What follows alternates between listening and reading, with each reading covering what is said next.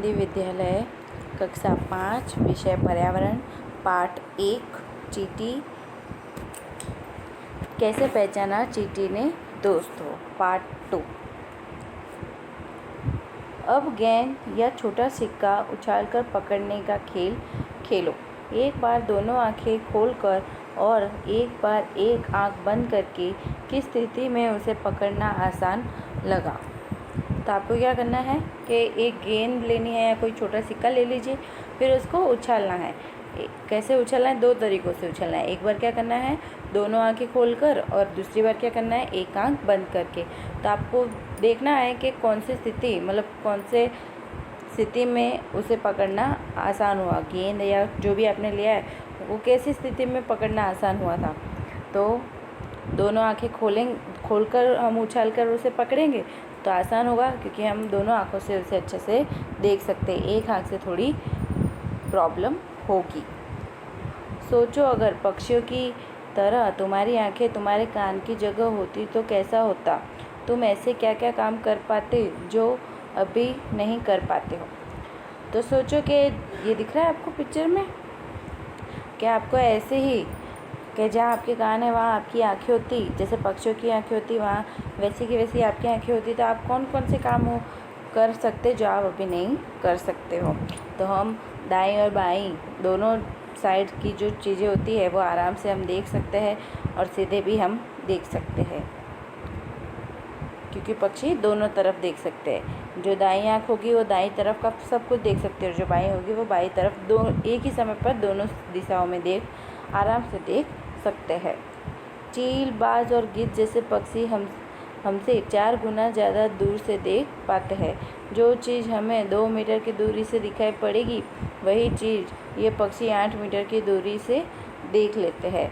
कि जो चील, बाज और गिद्ध है वो कितने आसमान में बहुत ऊंचे उड़ते हैं, तो उनको क्या है कि ज़मीन पर पड़ी हुई चीज़ भी आसानी से कैसे दिख जाती है, क्योंकि वो हमारी, जैसे हम 2 मीटर तक देख सकते हैं तो वो कितने मीटर तक देख पाएंगे, 8 मीटर, मतलब 4 गुना ज़्यादा दूर देख सकते हैं।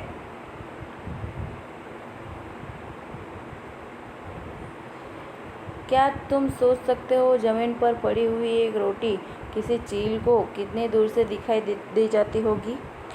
क्या आप सोच सकते हो कि ज़मीन पर पड़ी हुई रोटी चील को लेनी हो तो कितनी दूर से उसको दिखाई देगी। जितनी दूर वो होगी, जैसे 4 गुना हमसे ज़्यादा दिख सकते हैं वो। तो जैसे मान लो कि हमसे 2 मीटर दूर है, हम देख सकते हैं, तो वो भले 8 मीटर दूर होगी तो भी वो आसानी से देख सकती है। मज़ेदार बात, और जैसे हमें इतने सारे रंग दिखाई देते हैं उतने रंग जानवरों को दिखाई नहीं देते। देखो इन जानवरों को ये चित्र कैसे दिखाई देंगे।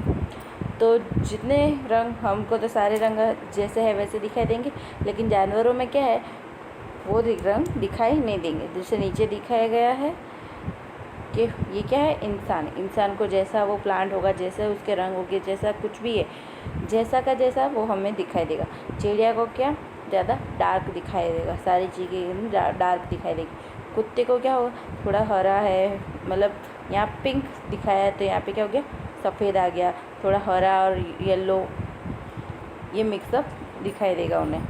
फिर ये बिल्ली को क्या दिखाई देगा, ब्लैक एंड वाइट दिखाई देगा। जो मतलब रातों को जगते हैं ना, उनको सारी चीज़ें ब्लैक एंड वाइट ही दिखाई देती, क्योंकि वो अंधेरा होता है इसलिए।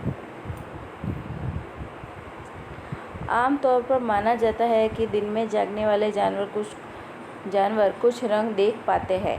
रात में जागने वाले जानवर हर चीज़ को सफ़ेद और काली ही देखते हैं। तो जो दिन में जागने वाले प्राणी हैं उनको कुछ कुछ रंग दिखाई देते हैं, लेकिन जो रात में जागने वाले प्राणी हैं, जैसे चीता है, बाघ है, शेर है, वो रात में ही ज़्यादातर पानी पीने जाते हैं या अपना शिकार ढूंढते हैं। उल्लू है तो उन सबको क्या है, काली और सफ़ेद ही दिखाई देती है सारी चीज़ें।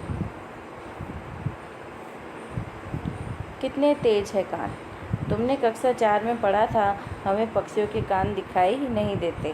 उनके बारीक कान छोटे छोटे छेद जैसे होते हैं जो उनके पंखों से ढके रहते हैं। तो क्या कितने तेज है कान, मतलब आपके कान कितने कितना सुनाई सकते हैं, मतलब कितने तेज धीमे से धीमी आवाज़ सुन सकते हैं। तो आपने यहाँ क्या लिखा है कि कक्षा 4 में आपने पढ़ लिया है कि पक्षियों के कान हमें दिखाई नहीं देते। उनके कान कैसे होते हैं, बाहरी तरफ से एक छेद होते हैं और पंखों से वो ढक जाते हैं, इसलिए वो हमें दिखाई नहीं देते हैं। लिखो 10 जानवरों के नाम लिखो जिनके कान दिखते हैं। जानवरों के नाम लिखने हैं, गाय के दिखते हैं, भैंस के दिखते हैं, फिर जिराफ है, कुत्ता है, बिल्ली है, शेर है, मतलब इन सब के जिनके भी दिखते हैं उनके 10 जानवरों के नाम लिख दें। कुछ जानवरों के नाम लिखो जिनके बाहरी कान हमारे बाहरी कानों से बड़े हैं। हमारी बाहरी कानों से मतलब हमारे कान से थोड़े बड़े, जैसे पास में दिखाई दे रहा है आपको, हाथी के कान बड़े बड़े दिखाई दे रहे, तो आप हाथी का नाम लिख सकते हो। जिसके कान आपको हमारे कानों से लंबे दिखाई दे उन सब के नाम आपको लिखने हैं। सोचो, तुम्हें क्या लगता है, क्या जानवरों के कान के आकार और उनके सुनने की शक्ति में कुछ संबंध होता है? आपको क्या लगता है कि जानवर के कान जितने भी लंबे होंगे, जैसे हाथी है उसके कान बहुत बड़े हैं तो उसको बहुत अच्छे से सुनाई देता होगा, धीमे से धीमी आवाज़ में सुन लेता है, और जिसके कान छोटे हैं तो वो ज़्यादा सुनाई नहीं देता होगा। ऐसा कुछ आप समझते हो? इसके बारे में आप सोचिए, करके देखो।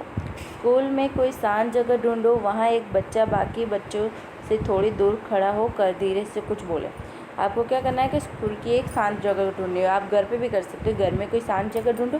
तो आपको क्या करना है कि एक बच्चे को वहाँ पर खड़ा रखना है और दूसरे बच्चे जो भी है वो उससे कुछ थोड़ी दूर पर वहाँ पर खड़े रहकर उससे बोले कि कुछ वो धीरे से बोले। बाकी बच्चे उसे ध्यान से सुने और जो दूर खड़े जो दूसरे बच्चे हैं उनको बोलो कि वो जो वो बोल रहा है उसे ध्यान से सुने।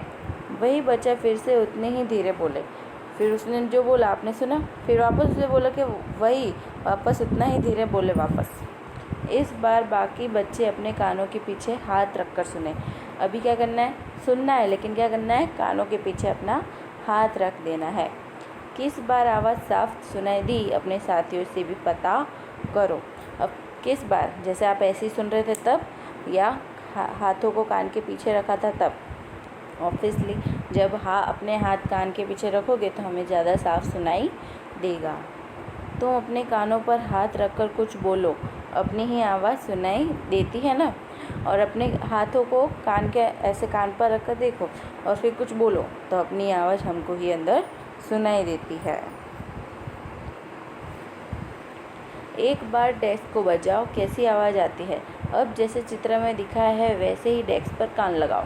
एक बार डेस्क को बजाना मतलब बेंच को बजाओ, अब कैसी आवाज़ आती है? ठट्ठर आवाज़ आती है ना। फिर क्या करना है आपको, जैसे ये दिख रहा है चित्र में दिखाई दे रहा है, बच्चा जैसे बेंच के ऊपर कान रख कर सुन रहा है, तो आपको क्या करना है, बेंच पर कान रख के फिर बजाना है, तो आपको कैसी आवाज़ सुनाई देगी? एक बार फिर अपने हाथ से डेस्क बजाओ, कैसी आवाज़ आती है? दोनों आवाज़ों में कुछ अंतर है? फिर आपको देखना है कि पहले कैसी आवाज़ आ रही थी और अभी कान लगाकर हम सुन रहे तो कैसी आवाज़ आ रही, दोनों में अंतर है ना। सांप भी कुछ ऐसे ही सुन पाते हैं, उनके बाहरी कान नहीं होते, ज़मीन पर हुए कंपन को ही वह सुन पाते हैं।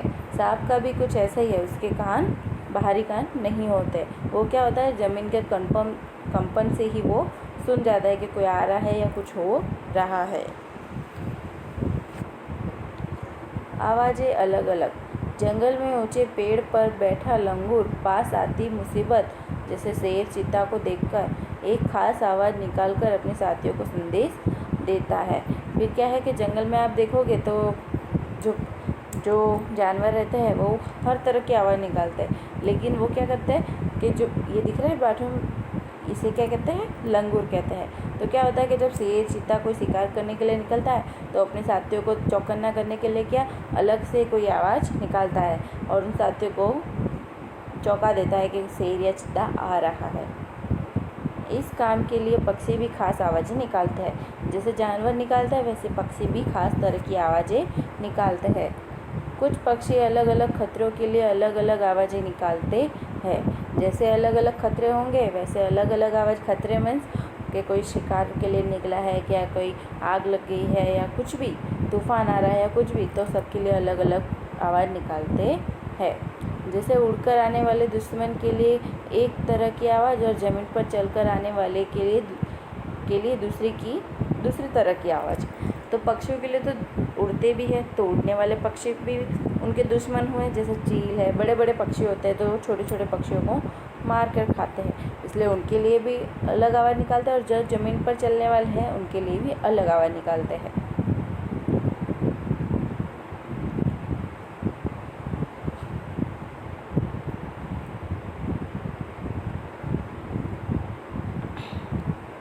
आवाज़ चाहे किसी भी जानवर ने निकाली हो, एक ही इलाके में रहने वाले बाकी सभी जानवर इन चेतावनी भरी आवाज़ों से सचेत हो जाते हैं।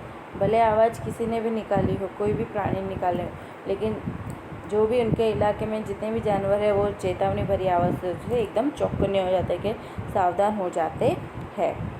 कुछ जानवर तूफान या भूकंप आने से कुछ समय पहले अजीब हरकतें करने लगते हैं।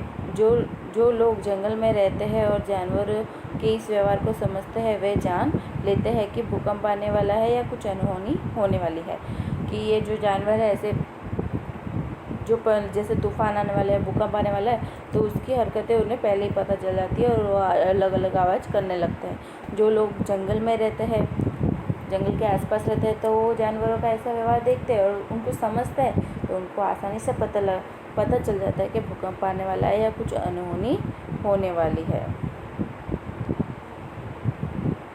सन 2004 दिसंबर में आई सुनामी से कुछ समय पहले जानवरों के अजीब व्यवहार और उनके द्वारा दी गई चेतावनी भरी आवाज़ों को अंडमान की एक खास आदिवासी जाति समझ गई।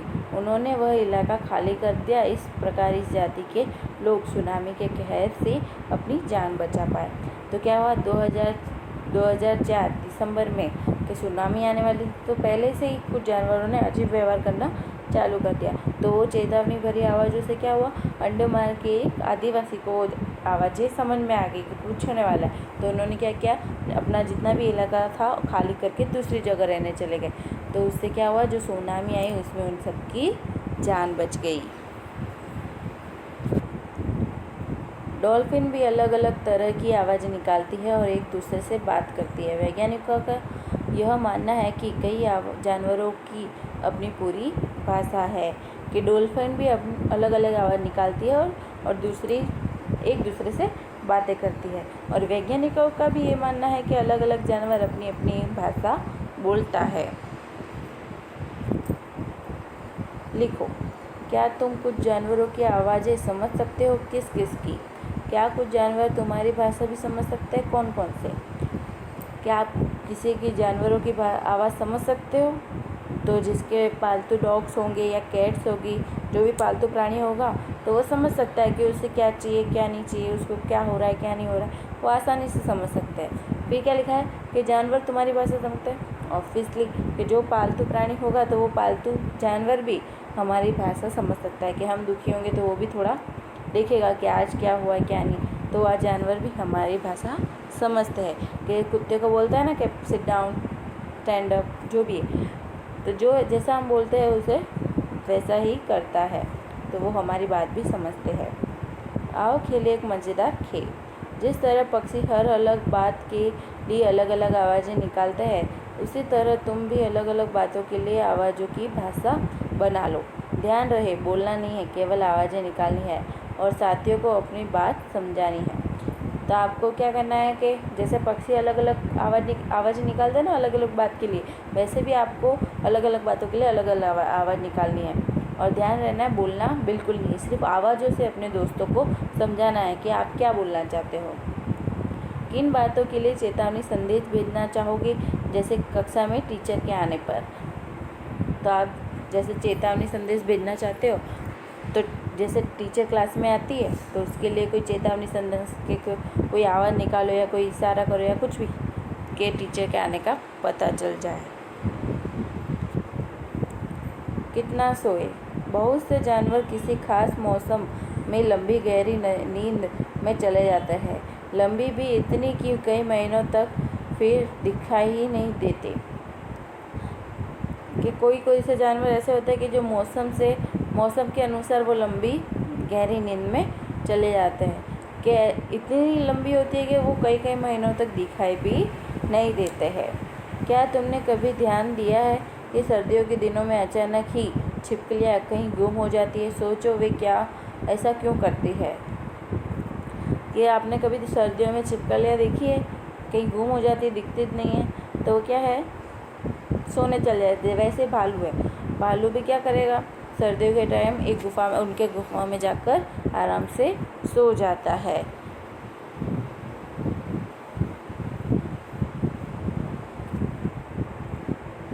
स्लॉथ, ये भालू जैसे दिखते हैं पर भालू नहीं है।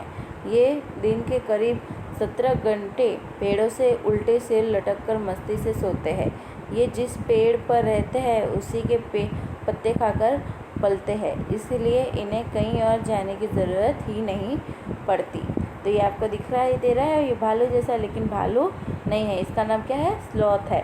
ये क्या करते हैं कि करीब 17 घंटे उल्टे, मतलब ये जो पेड़ पर लटक, मतलब खाना खाते हैं या कुछ भी करते हैं, तो उससे क्या टहनी को पकड़कर उल्टे लटक कर, सिर को नीचे लटक कर सो जाते हैं और उसी पेड़ की पत्तों को खाकर अपना जीवन तो मतलब कहीं जाना नहीं होता, पत्तियों को खाते हैं और वहीं जाकर वापस सो जाते हैं। जब ये अपने पेड़ के सारे पत्ते खा लेते हैं तभी वे पास के पेड़ पर जाते हैं कि जिस पेड़ पर वो है उस पेड़ के सारे पत्ते खा लिए, फिर उसके बाजू वाले पेड़ पर वो वापस जाते हैं। लगभग 40 वर्ष के अपने पूरे जीवन में ये मुश्किल से 8 पेड़ों पर घूमने की तकलीफ़ उठाते हैं। ये 40 साल तक जिंदा रहता है, पूरे जीवन में ये क्या करता है, सिर्फ 8 पेड़ों तक ही जाने की तकलीफ़ उठा पाते हैं। तो मतलब 40 साल तक ये सिर्फ 8 ही पेड़ों पर घूमकर अपनी उसकी पत्तियाँ खाते हैं और 17 घंटे आराम से सोते रहते हैं। ये सप्ताह में एक बार ही शौच करने के लिए नीचे उतरते हैं। सिर्फ ये एक सप्ताह में एक बार ही शौच करने के लिए नीचे उतरेंगे, बाकी नहीं उतरेंगे।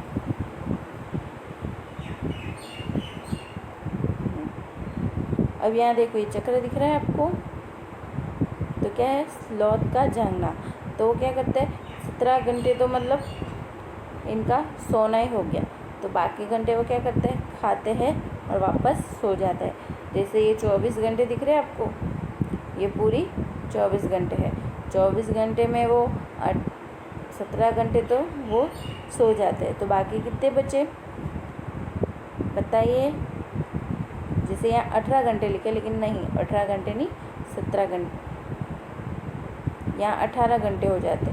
तो देखो, एक से इधर तक 17 हुए, तो 1 2 3 4, तो वो 4 घंटे वो भी खाने में वो व्यस्त करते होंगे। बस सिर्फ वो 4 घंटे ही जागते, बाकी 17 घंटे वो आराम से ही सोते हैं। अगर स्लॉथ के सोने और जागने की प्रक्रिया 24 घंटे की घड़ी में दिखानी हो तो वह ऐसी दिखेगी। बताओ छिपकली के लिए सर्दियों में यह घड़ी कैसी दिखाई देगी।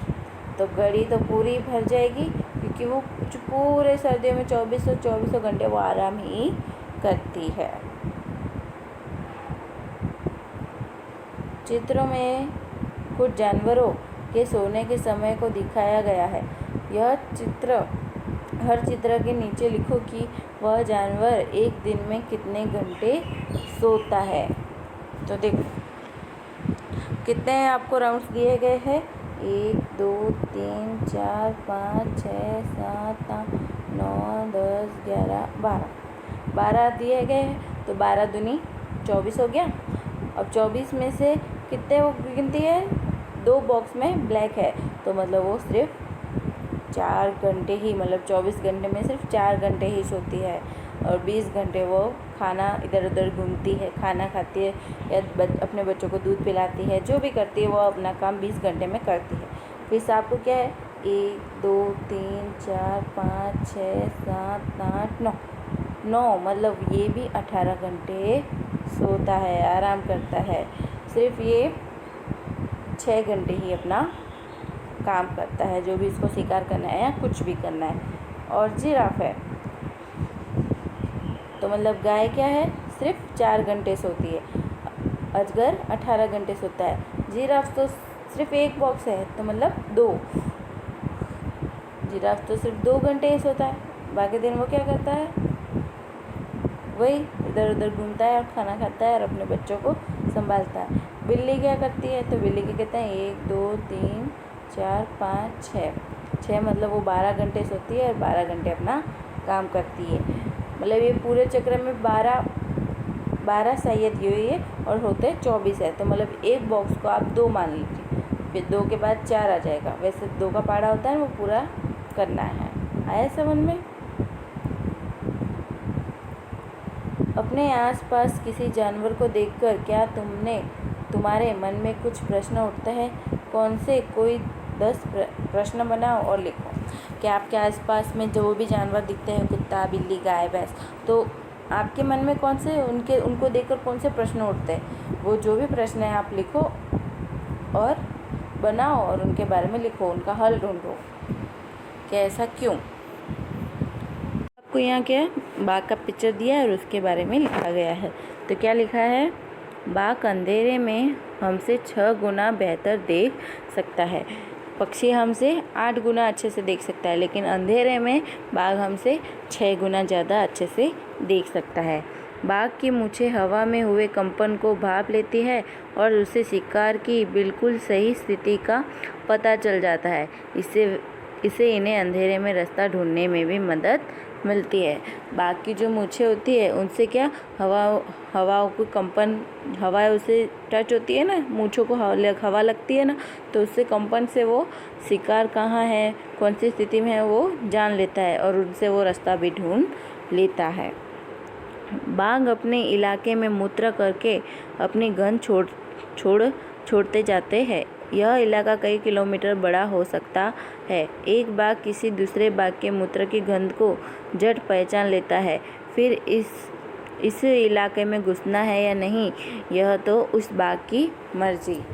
तो बाघ, जैसे कुत्तों का इलाका बताया था मैंने आपको पहले भी, तो वैसे ही बाघ भी अपने इलाकों में मूत्र की गंध छोड़ता है कि ये मेरा इलाका है। फिर जैसे दूसरा बाघ आता है तो वो भी सूंघता है, जैसे उसको पता चल जाता है कि ये दूसरे बाघ का इलाका है। अब उसको उस इलाके में जाना है नहीं जाना है तो वो उसकी मर्जी है। बाघ मौके के अनुसार अपनी आवाज़ बदलता रहता है। गुस्से में अलग आवाज़ और बाघिन को बुलाना हो तो अलग आवाज़। कभी घराना हो तो भी गुर्राना। बाघ का गुर्राना 3 किलोमीटर तक सुना जा सकता है। कि बाघ भी अलग अलग आवाज़ निकालता है। जैसे उसको अपनी बाघिन को बुलाना हो तो अलग आवाज़, जैसे मतलब प्यार से आवाज़ करेगा, और जैसे उसको गुस्सा आ रहा है, कुछ कर रहा है, तो वो अलग आवाज़ निकालेगा। और जो गुर्राता है तो 3 किलोमीटर तक उसकी आवाज़ सुनाई देती है। बाघ हवा से पत्तों के हिलने और शिकार के झाड़ियों में हिलने से हुई आवाज़ में अंतर को भाप लेता है। बाघ के दोनों कान बाहर की आवाज़ इकट्ठा करने के लिए अलग अलग दिशाओं में बहुत ज़्यादा घूम भी जाते हैं। तो जो कान उनको सुनने की शक्ति है, तो वो क्या बाघ क्या समझ लेता है कि जैसे हवा से झाड़ियाँ हिलती है तो वो उसको भी पता लग जाए, लेकिन शिकार अंदर छुपा हो और उससे हिल रही हो तो वो भी आसानी से वो जान लेता है। और अलग अलग दिशाओं में उसके कान ऐसे घूम घूम कर अलग अलग आवाज़ें भी सुन लेता है कि किस साइड वो शिकार जा रहा है, किस साइड शिकार है, छुपा बैठा है, तो वो उसे आसानी से ढूंढ लेता है।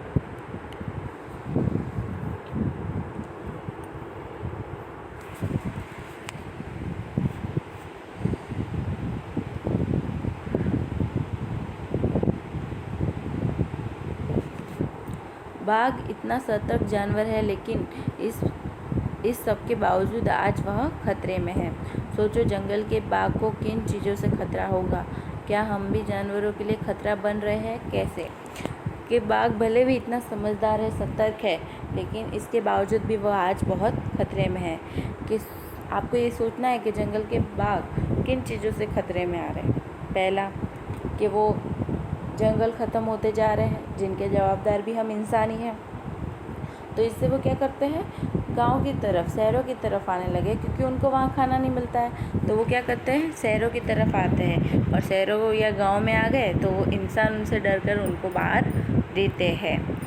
फिर क्या लिखा है, क्या हम भी जानवरों के लिए खतरा बन गए? हाँ, बिल्कुल बन रहे।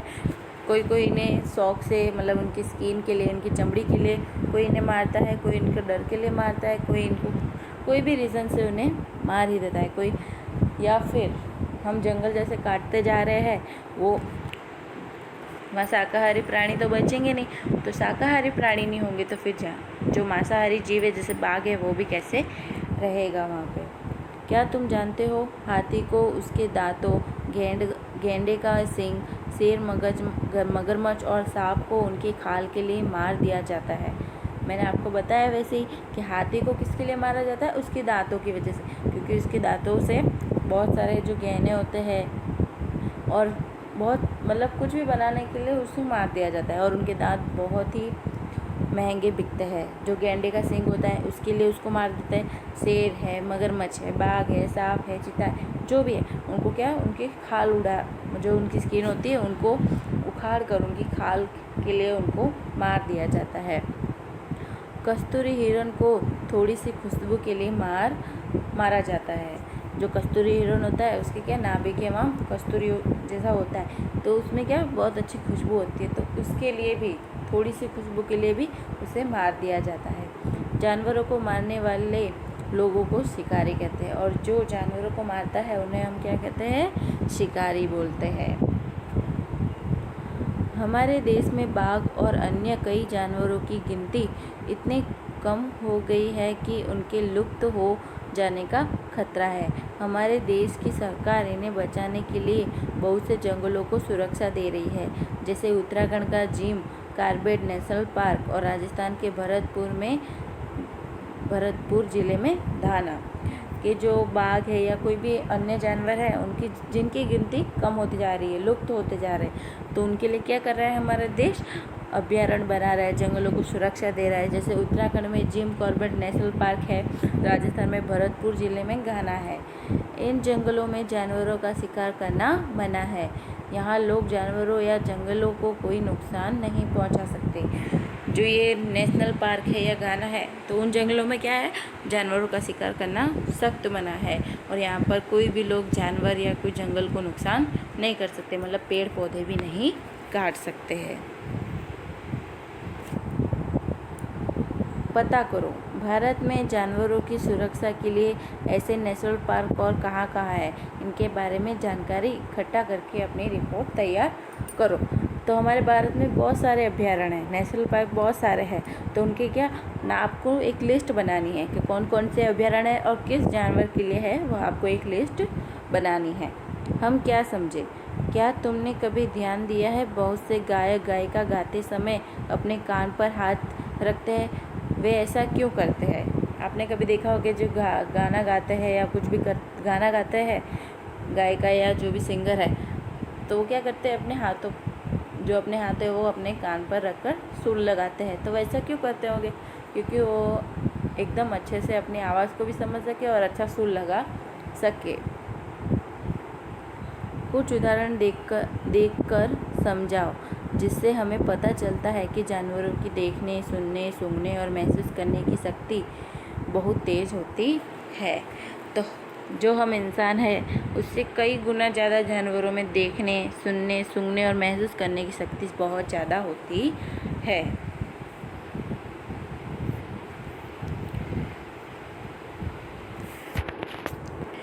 फिर यहाँ आपको देखो, यहाँ आपको एक लिखा गया है कि आओ बनाए कागज़